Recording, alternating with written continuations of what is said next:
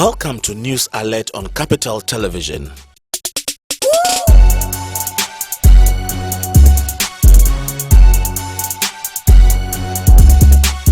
Barely weeks after calling off their 3-month-old strike, polytechnic teachers are threatening another strike if their August salaries are not paid. POTAG embarked on a strike in May to protest the non-payment of the book and research allowance, leading to the closure of all polytechnics in the country. Government, meanwhile, decided to freeze the salaries of the teachers after the Ministry of Education issued a directive to the Controller and Accountant General's Department, ordering them not to pay the August salaries of the striking teachers. POTAG, however, called off a strike after a memorandum of understanding was signed between the association and the government. Some members of POTAG at a press conference in Cape Coast in the Central Region announced plans to strike again because of the delay in payment.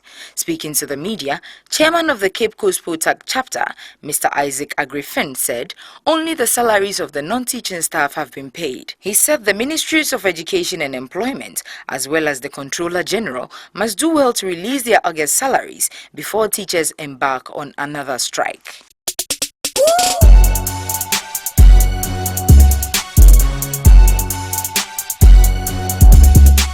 The Eastern Regional Minister, Enchibo Esiako Setre, has been treated and discharged after a car accident on the Ikuapem Ridge Road on Tuesday. The minister was reportedly driving home after attending an official assignment in Accra. According to the Public Relations Officer of the Regional Administrating Council, Prosper Feto Chomana, the minister sustained minor injuries and was rushed to the Tetekwashi Government Hospital at Mampong.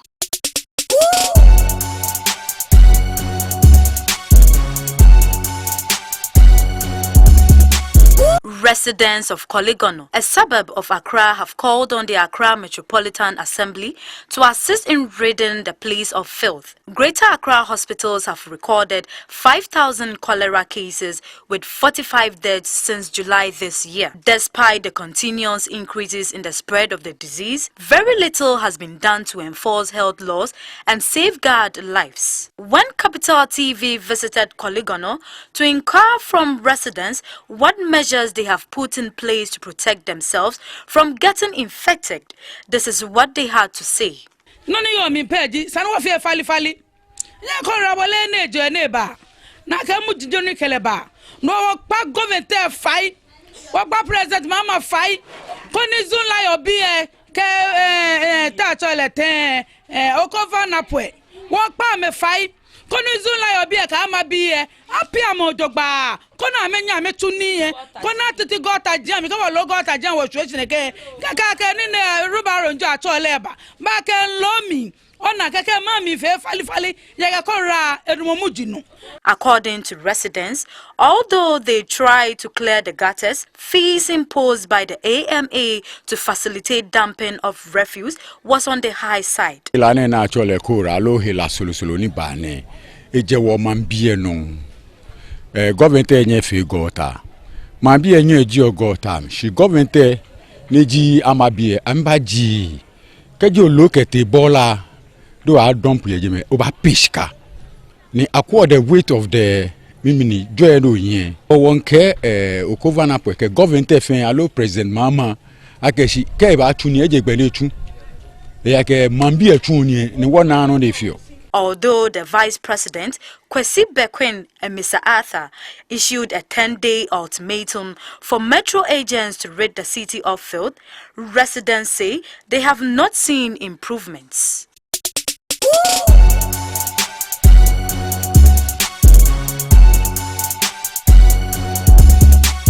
About 7 persons have been injured in an accident at the Kaukudi Junction in Accra. The accident involving a 207 Benz bus which was carrying passengers and a taxi cab occurred on Wednesday dawn. The 207 bus traveling from Gold House on the airport road to Accra turned on its side when the taxi from Pig Farm heading to the 37 Military Hospital area crashed into the back of the passenger bus. Eyewitnesses say both drivers were speeding, leading to the collision. The injured have been taken to the hospital while both drivers were sent to the police station.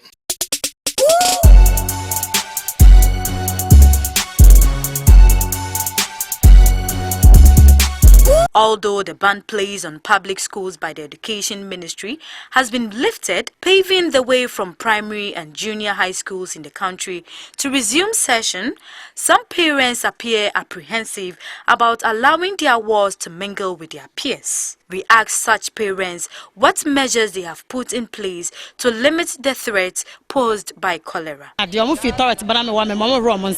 it's a school, my mom soap, show my bag, quarter, school.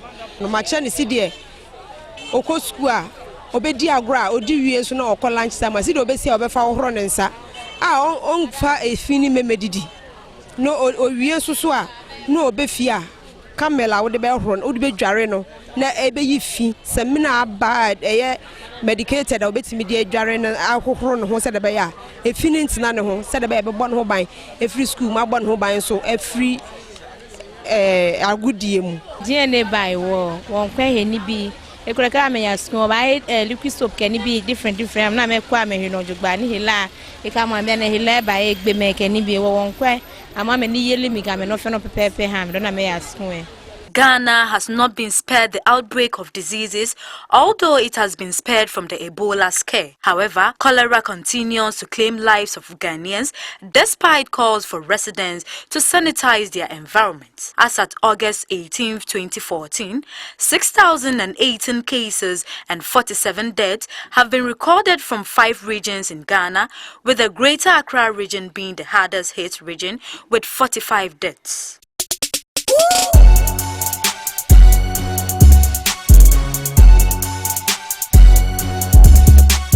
The trade in second-hand clothing, also known as Obroni Wewu, continues to enjoy patronage despite a ban in place. The Ministry of Trade and Industry and the President's Special Initiative have warned Ghanaians to desist from buying used panties, boxer shorts, braziers and singlets due to health implications. Health experts say the human body serves as a natural host for bacteria and other parasites, exposing second-hand users to skin diseases and other infections.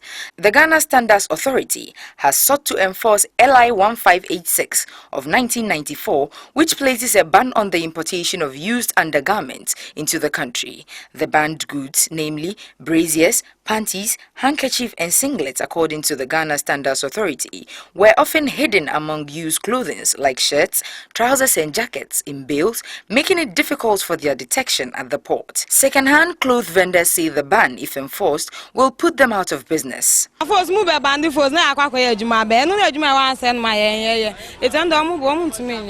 Nipa bebree na omo wie school no adwuma we no omo ye de hwe omo yere no omo ma se kobasa abanse o twama na se o ma ne mabemu dia na e ba ha Ghana fo angasa eno ane yemso ye na tawo ni 2000 be na woso no yemso de hu ne yemso de be ye ye ne enuanom ne ye maame no enti yemso se mo ka se e ma ye nton aya yemso ehu ne be ye bia enti na eton ne de because se adwuma bia ni ho force na wo hotitititi enua na hiafo mu eton edi bi hwe ye ma edi bi to aduane di na se ye bania se die na ye pese ye Ghana. Some patrons of second-hand clothing's Capital TV News spoke to said, although they are aware of the health implications associated with buying second-hand clothing, they patronize them because they are affordable and are of superior quality. Capital TV News will continue to update viewers on the issue. They bring on the business car shop akoto friend entire shop. It is our bar, it means affordable kankana it means. But nowadays a bar you kwanto because no boy thing. My bedroom more than 2 hours. Price and madam the come to check out. Actually, most of the time with used clothes, I find it a lot bit cheaper than that of the store clothes. And with the store clothes is too common. You most of the time see it with at different levels and all that, but with the first one is 1 out of 1,000.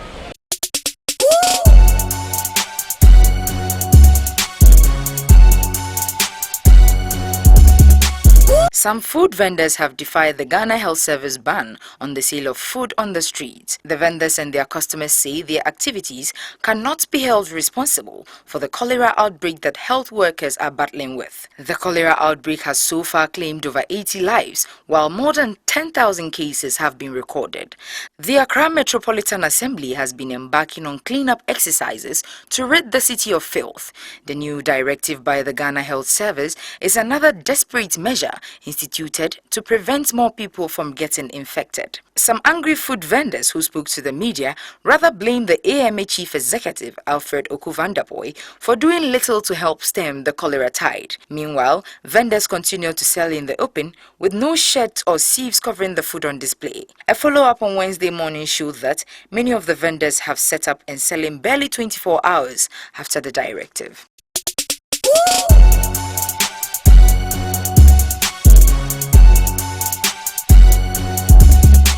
Operators of hotels in the Greater Accra region have been forced to come to terms with low patronage since reports about the outbreak of the deadly Ebola virus disease in some West African countries began to dominate the media discussions in Ghana. Some hotel workers who spoke to Capital TV on grounds of anonymity disclosed that sales have dropped significantly for the past few weeks, a situation they attributed to the media's exaggeration on the mode of transmission of the virus. Capital TV spoke to the president of the Ghana Hotels Association, Hubert Akwei, who bemoaned the panic reaction of citizens and journalists. As hotels, one of the first things we had done when the outbreak started was to contact the health ministry for immediate assistance in terms of awareness creation and all that.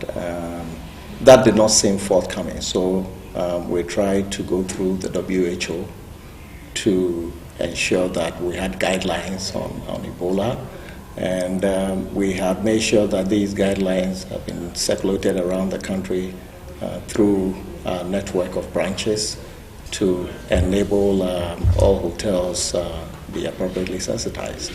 When we had done the circulation, the regional branches meet monthly, and the regional branches have had also some level of discussions with the membership. So I think that generally there's a bit of an insight, but we updating this information day by day as we receive more information. The Ebola virus has claimed over 100 lives since the outbreak in Guinea.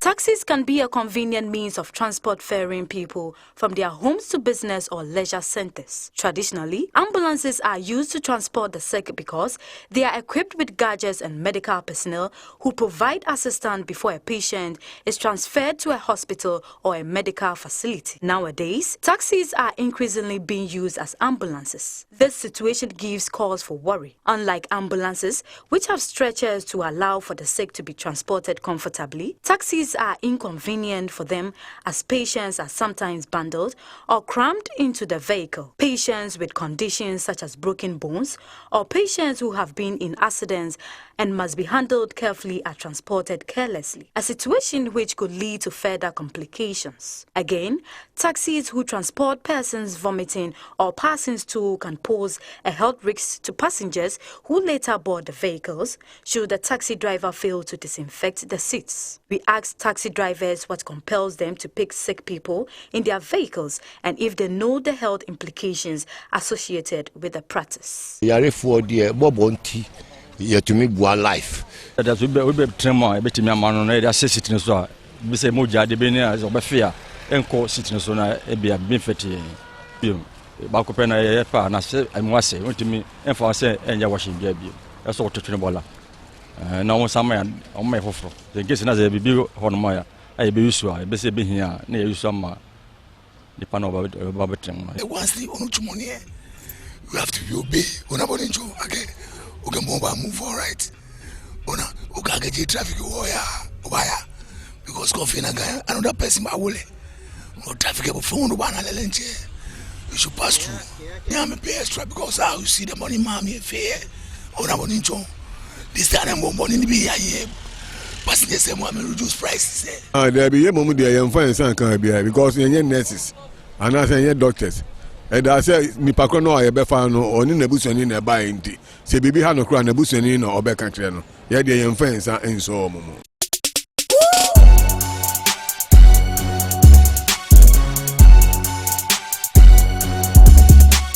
The Youth Enterprise Support Secretariat says it hopes to receive between 5,000 to 10,000 applications from young entrepreneurs across the country. The YES Secretariat began receiving business plans, ideas and proposals from youth and prospective entrepreneurs on Monday. According to the Secretariat, interested persons who meet the published eligibility criteria have from now till October 10, 2014, to submit their business plans or ideas for consideration. The YES project, an initiative of President John Dramani Mahama, was launched on August 12, 2014 with a seed capital of 10 million Ghana cedis and is designed to help Ghana's young and innovative population turn great ideas into thriving business enterprises. Coordinator of the YES Secretariat, Kojo Eduasari, said qualification for the consideration and eligibility criteria has been published on its official website, www.yes.gov.gh.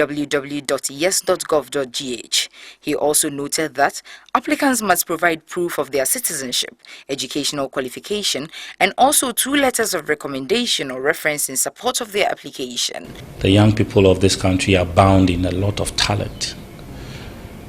Some are into various artistic developments. Some are into technical developments. Some have developed equipments, machinery for producing small scale level different items. Some are developed. We have the Gratis Foundation, even manufacturing small scale equipments for manufacturing purposes, bakery, roasting of items, fish, and so on. Some are for brick making, others are for laundry services, and so on. Young entrepreneurs of Ghana who may be working on some who have innovative ideas and working on some of those ideas to the point where they require some support, monetary support, logistical support, technical support, and even some kind of training to ensure that they are prepared to shoot off from the ground. Applicants are also welcome to hand-deliver their applications to the YES Secretariat, plot number 7, Research Road, South Legon, Accra, Ghana.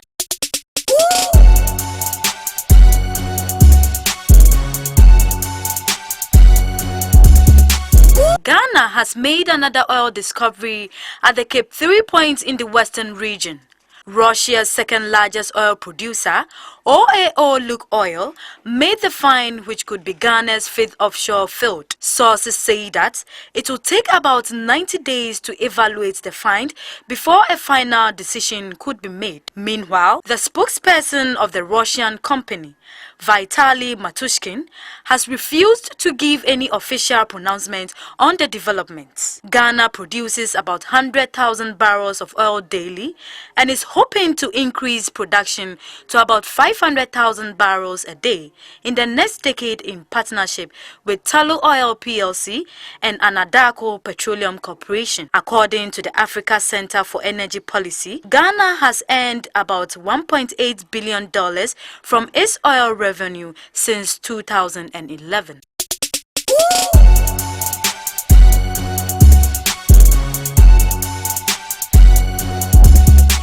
At least 6 people were killed in a U.S. air attack on a convoy of senior al-Shabaab leaders in Somalia, with the U.S. saying it was assessing the results to see who died. The attack on Tuesday targeted vehicles and encampments near Barawi, the armed group's base of operations. The U.S. said the targets were senior commanders of al-Shabaab, Ahmed Abdi Godani, also known as Abu Zubair. It was confirmed that the attack was aimed at Godani and that the bombs definitely hit the meeting of al-Shabaab chiefs. The raid reflected a commitment by Washington and its allies to detect, deter, disrupt and defeat violent extremists who threaten progress in the region, as well as threaten to conduct terrorist attacks against innocent people. U.S. Special Operations Forces used several Hellfire missiles and laser-guided ammunition.